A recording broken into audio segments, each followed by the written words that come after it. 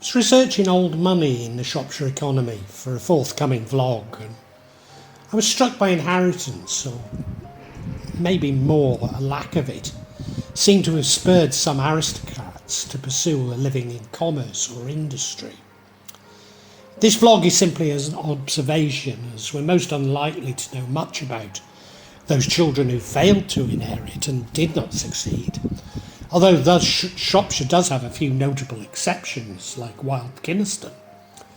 In the past I've commented on folklorist Charlotte Burns' father, Sambrook Thomas Higgins Burn, who was disinherited by his wealthy Staffordshire family. He appears to have been a cadet, that's not first in line, and reacted to this by becoming something of a rake, wasting what little money he had on hunting and drinking.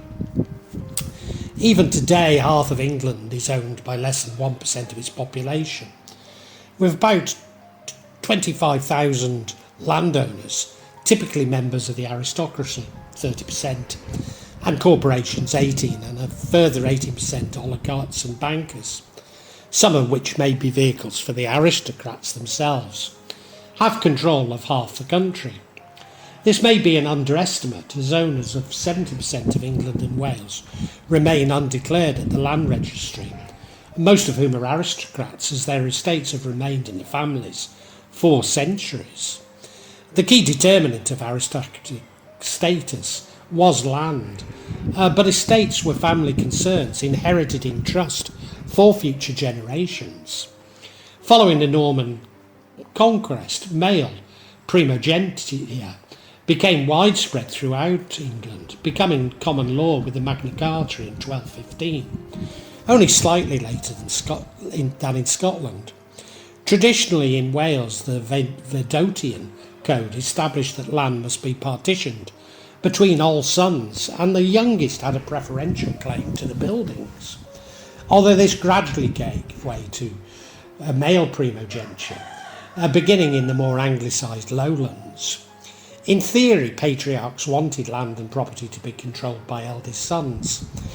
In reality, many men wished to guarantee the financial well-being of their children, including daughters, as well as those of their wives. A recurring dispute within aristocratic families over wardship of minor children and their inheritance. By the 16th century, wardship was a way for the Crown to obtain extra revenue, both by retaining wardships and selling them off to the highest bidder. Women could and did inherit land under common law, but inheriting either the main estate when there were no more male heirs, or land outside the main estate. They could also acquire land from surplus income derived from their life estate and cash inheritance. Although upon their death, the patriarchal primogeniture would apply once again.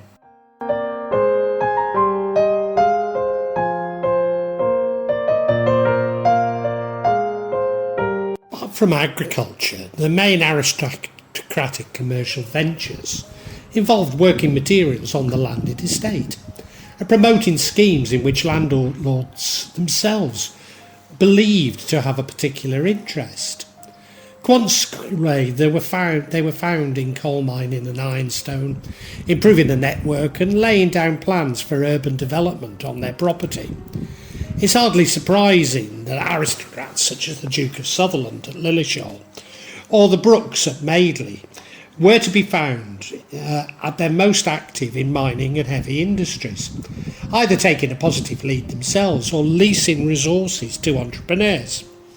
Landowners had played a vital role in the early stages of coal and iron mining, financing exploratory trials and often backing dubious technological improvements. By contrast, manufacturing industry, canal building and town construction were left largely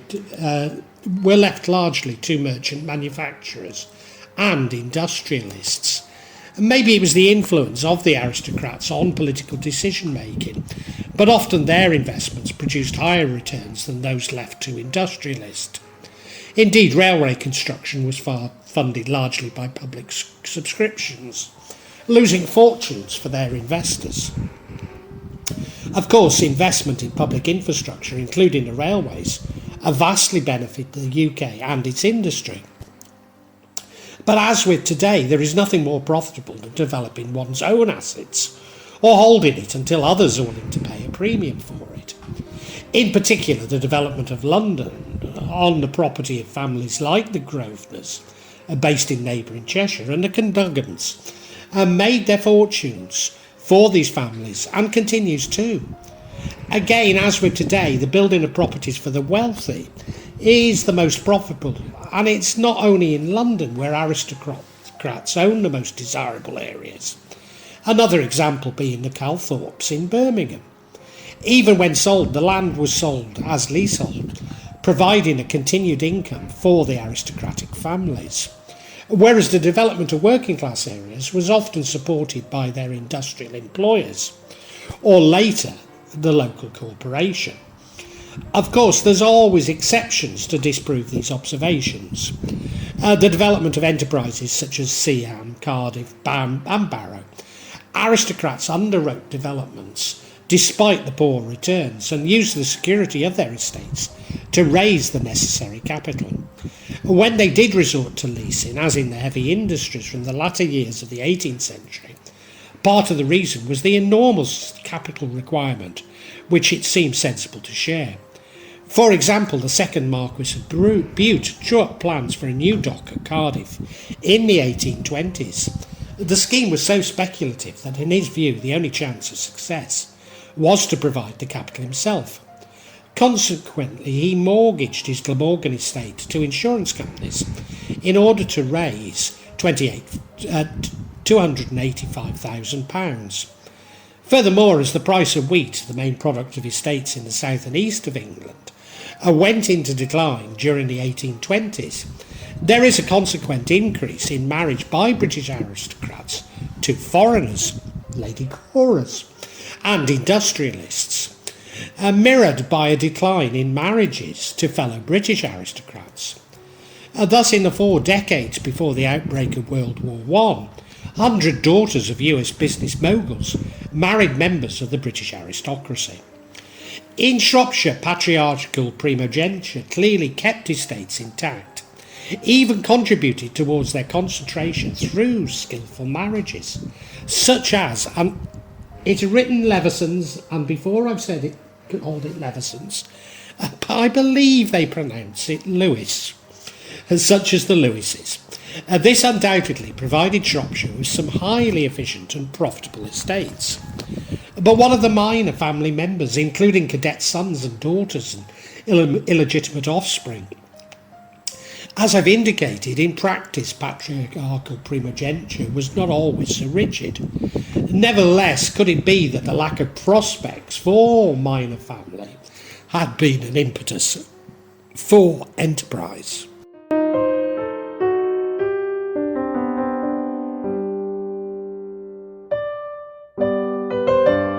One of the earliest examples of second sons pursuing business interests comes unsurprisingly from the Corbet family, Shropshire's oldest and largest aristocratic family, debatably. The Corbets are an aristocratic family of Anglo-Norman extraction, who were amongst the early martial lords, originally holding the barony of Course. Baron Robert Corbet was the 4th Baron of Course. 2 of his younger sons left heirs, Hugh and William. Hugh, probably the Baron's second son, was granted the tithe of lead to Shrewsbury Abbey from the lead mines at Shelve, dated 1220 or 21.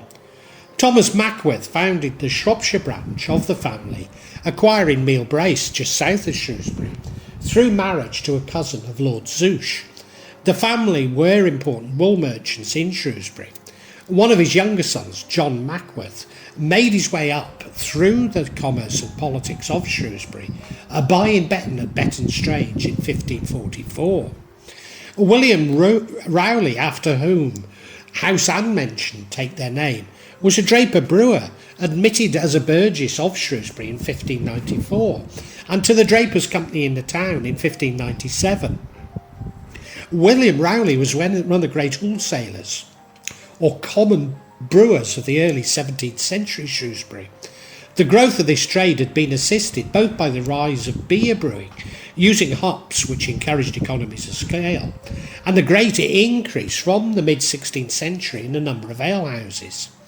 He was actually the seventh son of John Rowley, a yeoman from Worfield. Whilst he did make a lot of money from wool and brewing, it would seem that the original fortune came from his marriage to Mary Barrett, a widow of Astley Abbots. Humphrey Kynaston, who died 1534, aka Wild Humphrey Kynaston, was an English highwayman who I've already issued a vlog about. The youngest son of the High Sheriff of Shropshire, he was convicted of murder in 1491. Kynaston later inherited Middlecastle from his father, but he supposedly allowed the estate to fall into disrepair. And nevertheless, his family later became subscribers to the Iron Bridge.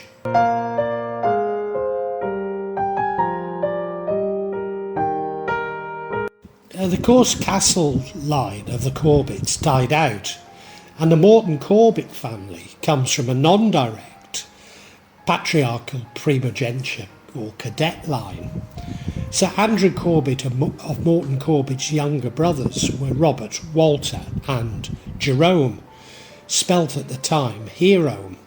Walter died of the plague in 1583, though he seems to have been a wealthy London merchant. The two other brothers, Robert and Jerome, both married heiresses, Robert into the Kynastons of Walford and Jerome into the Poyner of Beslow. Both thus founded sub-branches, though they were short-lived. Sir Charles Corbet died in great poverty in 1880, whilst the eldest son Thomas died suddenly. Another son, Richard, seems to have claimed the barony, serving in the East India Company, and died in 1812, possibly in India, although the family home was in Old Compton Street, London.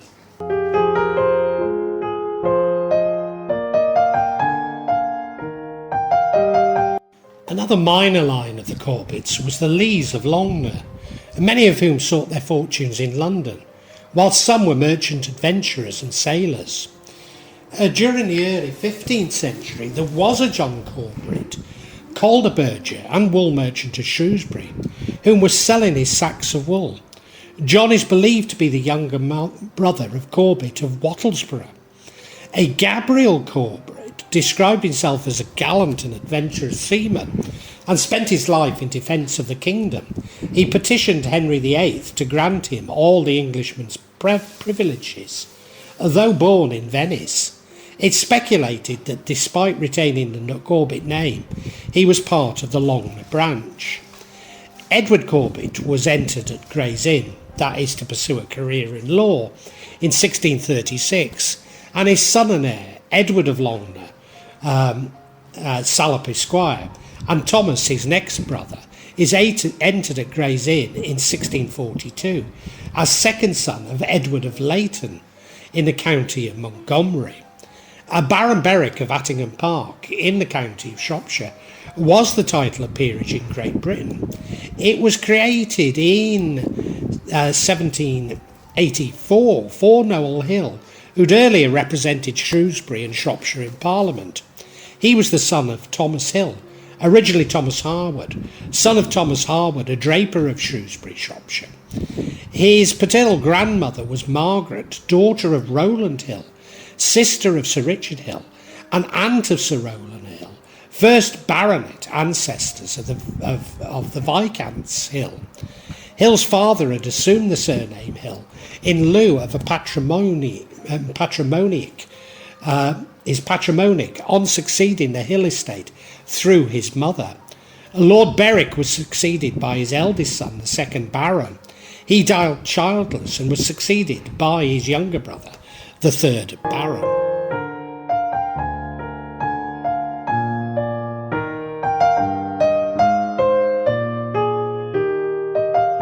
The minor branch of the Corbets, may be related to the Leighs, were from Annis and McGanwy in Towyn, although there appears to be a South Shropshire connection. John Corbet was one of John Corbet's 5 sons. Father and sons engaged in canal and inland navigation trade and owned a fleet of boats running between the Staffordshire district and London, Liverpool, Manchester and other large centres of commercial activity.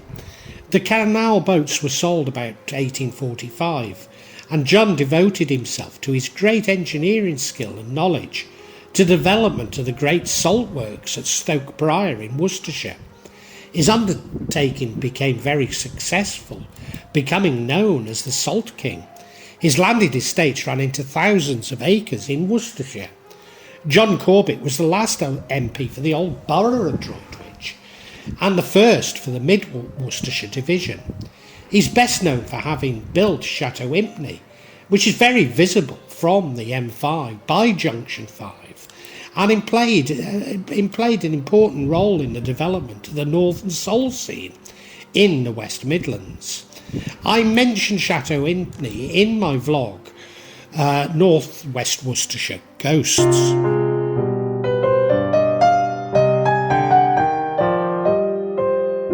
So what of the children born on the wrong side of the blanket? Well, Sir Thomas Egerton was ennobled as Baron Ellesmere and Viscount Brackley, but was the illegitimate son of a Cheshire knight who'd risen to become Lord Keeper under Elizabeth III and Lord Chancellor under James I. Having purchased the Talbots' estate in North Shropshire, he married Alice, widow of Fernando, the 5th Earl of Darby, and bought their lands in Ellesmere. By the 17th century, the Ellesmeres had become the biggest landowners in North Shropshire. The Moore family were Shropshire gentry and may have also had a title from Darby in Northamptonshire, but certainly made money out of the wool trade. They lived at Lardon Hall, and Samuel Moore, in 1660, accused his wife of adultery at the direction of his father. The adultery was supposed to have been committed with Jacob Blakeway, a younger man near in age to Catherine, who lived close by and whose family had been the Moors' tenants for several generations. He placed the believed illegitimate children on the Mayflower, although only one survived the first winter in the New World. The family then built Linley Hall and had many commercial interests, including in Georgia. Abraham Darby was son of John Darby, a yeoman family and locksmith by trade, and his wife, Anne Baylies. He was born at Wren's Nest, which is now part of Dudley, but his great-grandmother Jane was an illegitimate child of Edward Sutherland, 5th Baron Dudley. Darby's blast furnace was leased in 1708 and set to work preparing to get into the blast. The furnace was first used on the 10th of January 1709, and the blast appears to have been very successful. At age 13, Darby III inherited his father's shares in the iron-making businesses in the Severn Valley, and in 1768, age 17, he took over the management of the Coalbrookdale Ironworks.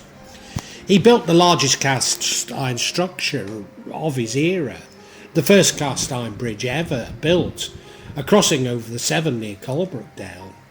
The bridge made it possible for the village of Ironbridge to grow up around it. Abraham Darby III also purchased Adcote, which had been built by the Earl of Powys.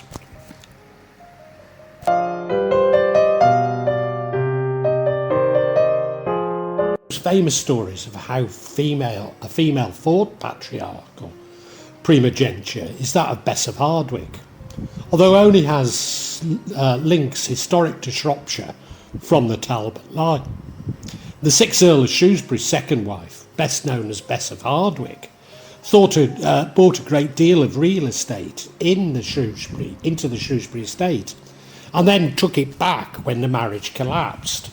The conflict between Bess and George Talbot, the 6th Earl, lasted from 1583 until George's death in 1590.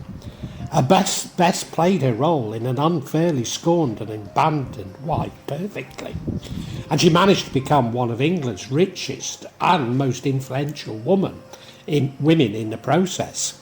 Even though Bess challenged one patriarch, her last husband, she created another patriarch in her son, Sir William Cavendish, the first Earl of Devonshire. In the south and west of the county, vast tracts of land had been bought up by Elizabeth, the widow of Sir William Craven, a Yorkshireman and former Lord Mayor of London. Craven made his money as a merchant tailor and moneylender, and on his death in 1618 had been worth approximately £125,000. Elizabeth Craven was formerly of a Whitmore of Apley Park near Bridge North, and in 1622 she bought properties in Oswestry and Ryton that had originally been part of the Earl of Arundel's lordship. Sir Roland Hill, who'd been born around 1492 at Hawkstone, the grandson of Humphrey Hill of Buntingsdale. He became a wealthy merchant adventurer in London, and although may have also traded in wool, he lent money to Henry VIII, who was deemed to be one of those who was contented to forbear to another day, so far as the king's debts were concerned, and had been made Lord Mayor of London in 1549. Upon his death without issue in 1561, he left the reversion of Crudgington and Kinnersley to his niece, Mary Greatwood, who married Sir Richard and Leveson, but I think it's pronounced Lewis, his other niece, Alice, and her husband, Sir Reginald Corbet, inherited the manors of Stoke-on-Tern, Market Drayton and Charles Arkle, and his nephew, James Barker, was given the manors of Ormond and Walcott.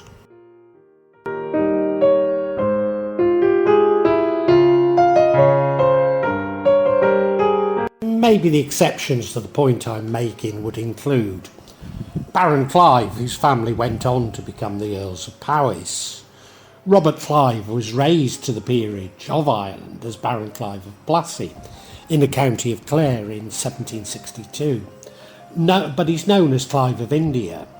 He became very wealthy as a result of his interests in India, which were questioned in Parliament. He came from the Shropshire home of Styche, near Market Drayton, where as a teenager he said, along with other boys, had run a protection racket. He built Styche along with a number of other estates in the county, which he rebuilt. The Dukes of Sutherland, whose origins are the Leveson or Lewis family of wool merchants in South Staffordshire, they bought Lillishall Abbey, Wenlock and Wanbridge Priories in Shropshire. The family started the Lillishall conglomerate from Lillishall Abbey and were responsible for the development of Oaken Gates and what is now East Telford. The company's origins date back to 1764, when Earl Gower formed a company to construct the Dunnington Wood Canal on his estate, following the discovery of coal, iron and clay on the estate. At the end of the 15th century, the Mitten wool merchants had bought Halston Manor near Oswestry, and the lordship of Mouthwey, Merioneth. Branches of the family acquired small estates in several parts of the marshes, and the family became respected magistrates and MPs. Although the Mittens are perhaps most recognised for their eccentric descendant, Mad Jack MP, who squandered the family's fortune, and I've already made a vlog about. And maybe this illustrates the phenomenon for primogeniture to encourage rakish behaviour.